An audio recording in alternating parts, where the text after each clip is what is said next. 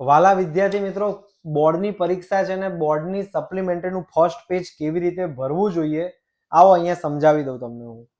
જો સૌથી પહેલા તો તમારો કેન્દ્ર નંબર આવશે. કેન્દ્ર નંબર તમારે અહીંયા લખેલો જ છે 5101, અહીંયા લખી દેવાનો છે.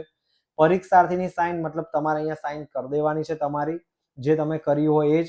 બેઠક નંબર ખાસ સમજીને લખવાનો, A70 કરીને છે આપણો અહીંયા A70533391.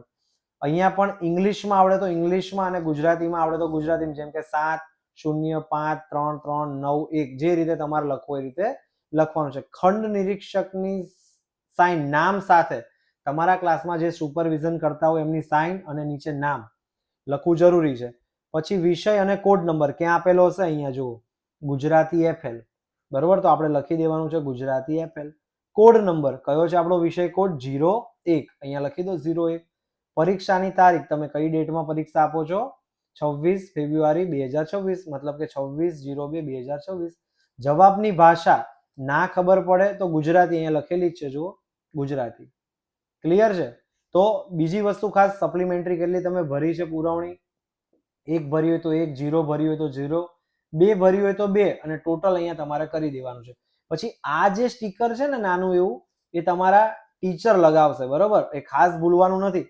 અને જે પહેલો આ જે નંબર મેં લખ્યો છે ને 1 1 પછી 0 0 કરીને, એ તમારા ટીચર આમાંથી જોઈને અહીંયા લખશે કે તમે તમારો આન્સર બુક નંબર કયો છે. જુઓ 1 2 3 4 5, 2 3 4 5 અને 1, આ તમારા ટીચર લખશે, પણ તમારે મેચ કરવાનો પ્લસ અહીંયા એમની સાઇન કરાવવાનું ભૂલવાનું નહીં આપણે, બરોબર. અને આ બધી જ વિગત કમ્પ્લીટ ભરાઈ જાય પછી આવું ખાખી સ્ટીકર તમને મળશે, જે તમારે ખાખી સ્ટીકર અહીંયા complete to complete end to end કરીને આમ કરીને સરસ ચોંટાડી દેવાનું. આ થઈ ગયું તમારું બોર્ડનું પેપર કમ્પ્લીટ, બરોબર ને?